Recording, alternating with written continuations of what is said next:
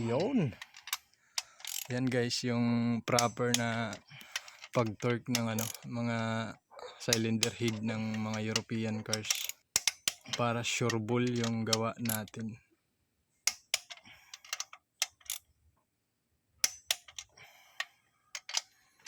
X-pattern ang tawag dyan guys. Sa mga legit mechanic, alam nila yan.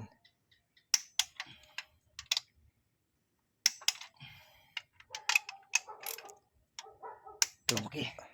Okay na yung lahat? Pati sequence na gano'n talaga. Alright, so ayan guys, ito yung unit na E60 na T5 na Volvo.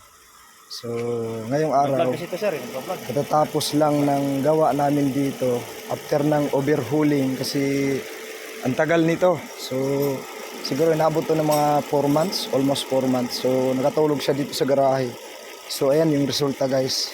So positive naman kasi lahat naman ng parts na isinalpak puro original. So ayan, maandar na siya. Na-observe na lang namin dito yung mga oil leak kung baka sakali. So okay, smooth yung andar ng makina.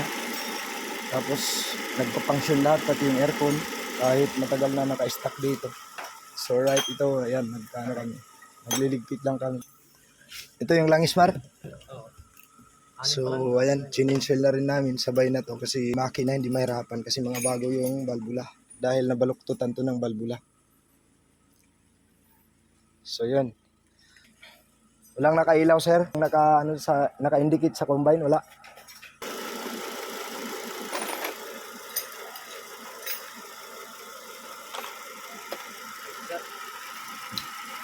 Ayun. So right, okay siya. Obserbahan na lang namin yung mga oil leak. So ayan, ganda naman yung engine. So ayan, napaka-smooth. So hindi pa yan kompleto guys kasi mayroon pang mga yung airbox dito. Yung timing cover, although kalas-kalas pa yan kasi under observation kami dito. Pati yung ignition coil cover sa taas.